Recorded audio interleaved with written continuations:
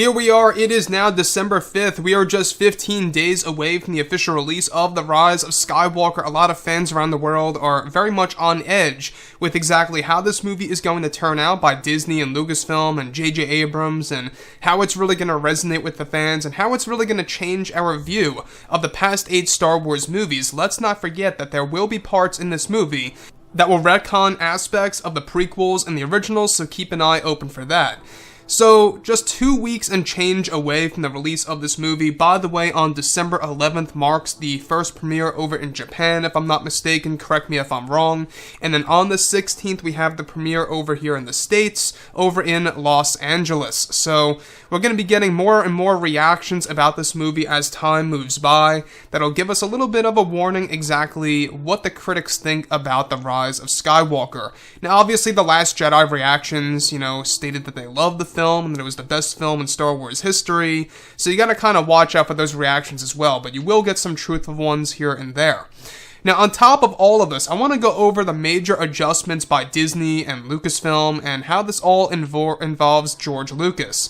Now, specifically, what's really unfortunate has all to do with this, where it's explained that through many of the reshoots and rewrites of the film by Disney and Lucasfilm, many changes and adjustments were made to create a brand new tone for the film, where it said that many of these changes led to the cancellation of scenes, and that many segments of the movie have been deleted. It's now said that in the final cut of the film, 60% of George Lucas's work for the film had been deleted for The Rise of Skywalker, given that the original running time was 4 hours and change, and that now the film has been reduced down to only 142 minutes. It said that this decision was made by Disney and Kathleen Kennedy, that many of the George Lucas scenes that were deleted were a part of the second and third act. Even the beginning of the film at certain points, where it said that one of the major scenes that George Lucas directed and actually wrote that was deleted from the film involved a flashback between a young Luke, Leia, Han Solo, and a young Ben Solo, where it said that the entire scene involved de-aging technology, and that the scene was 70% complete before it was cancelled by Disney and Lucasfilm. Now, it said that the scene was a very emotional piece, and that they even used a young, unnamed actor to portray the young version of Ben Solo as a child, around the age of 8 years old, where Luke and Leia would be in their 30s by this time in the Star Wars canon. It said that this was deleted due to Disney wanting to do away with George's take on the scene, since it was not fitting the new cut of the film, and that the new format, since the tone of this movie was completely changed, and that George Lucas was upset that the scene was put to the wayside. It said that a part of The Rise of Skywalker adjustments also included the cancellation of a scene that was written by George Lucas, where both Han, Leia, Luke, and Lando Calrissian would have a reunion scene in their older years, and that this was all made possible by Disney and Lucasfilm by using unused footage of Carrie Fisher as Leia from The Last Jedi, and that Harrison Ford even came on set to do the scene. It's explained that the George Lucas scene was 90% complete before it was cancelled, and that all they had left to do was some ADR work for some of the actors portraying the characters in the sequence. These decisions came from Disney and Kathleen Kennedy, since they wanted to keep their lives together a mystery, as well as how the scene was not seamless after it was nearly complete, and that fans would be able to tell that it was all CGI with actors placed in, and that the use of completing the scene would only cost more money on top of the reshoots, which would have upped their budget for the movie. It said that The Rise of Skywalker and the 60% of George's deleted work will only partially make its way over to the Blu-ray edition in March or April of 2020 next year, and that they aim to include some of those scenes to never see the light of day and keep them on the cutting room floor. So let's go over a couple of parts about this. Now, obviously, I do have a major problem with them deleting George Lucas's work. Obviously, why would you call in George Lucas to help and then only to have a lot of his scenes deleted from the movie? Now, obviously, I do get it that the original cut of this movie was 4 hours and change. There was no way that they were going to make the original cut 4 hours and change. I understand that. But they could have at least, at minimum, made this movie 3 hours long, just like Avengers Infinity War, or should I say Endgame.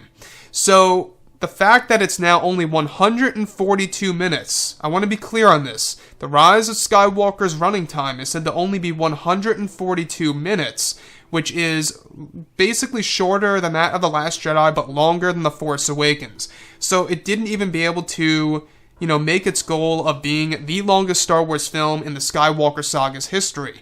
Some people would say that The Last Jedi was a very long movie. I, however, don't have a problem with, long movies, so I didn't really view The Last Jedi as a long movie, other than the fact that I was very bored with that film. If you guys, like The Last Jedi, that is fine, but that was my overall feeling of that movie, I was just bored from start to finish. So The Rise of Skywalker, alright? The fact that they deleted a reunion scene is an epic failure on Disney and Lucasfilm's part. I mean, when you think about it this way, how in the world could they come to that decision of deciding to delete George's work firsthand and then deciding to delete something that the fans have been asking for from day one?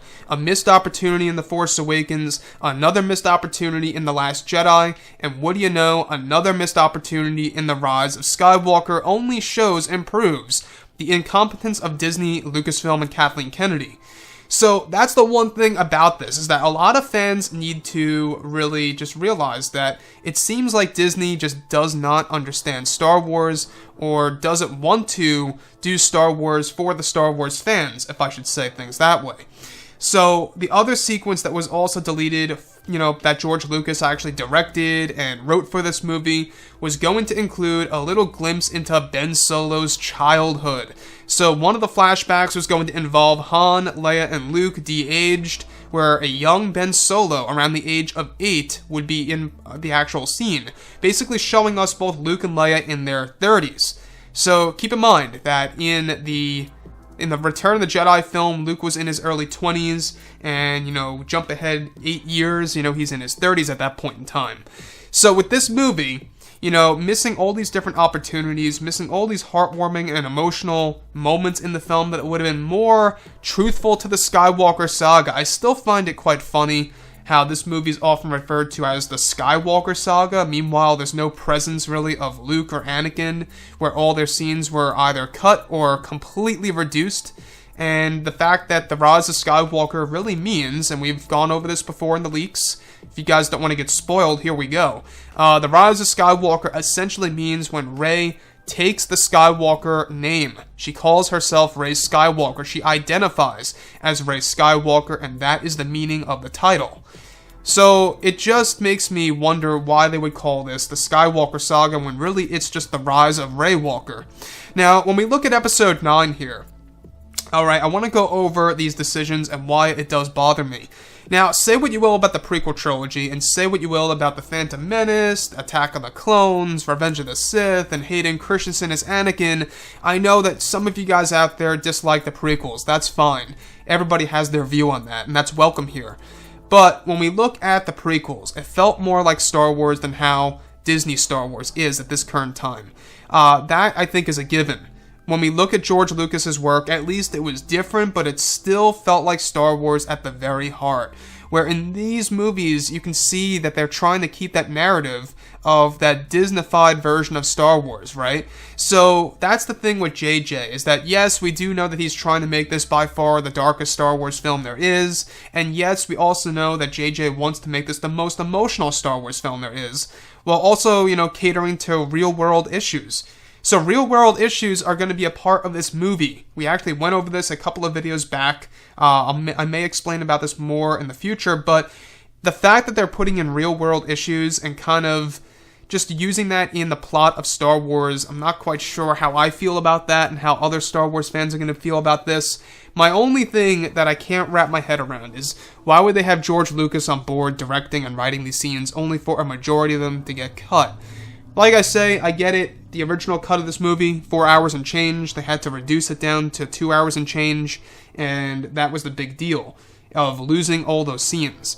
So they could have just really pulled an Avengers Endgame and made this movie 3 hours and change. I think that would have been amazing. But of course, Disney and Lucasfilm, it seems like that they wouldn't want to do that in the first place. So with that being said, guys, I would like to hear your opinions, your comments about this issue below in the comments. And if you guys did enjoy the content for today, do make sure to drop a thumbs up on this video to support the channel. I thank you all so very much for the kind support, and I'll catch you guys next time.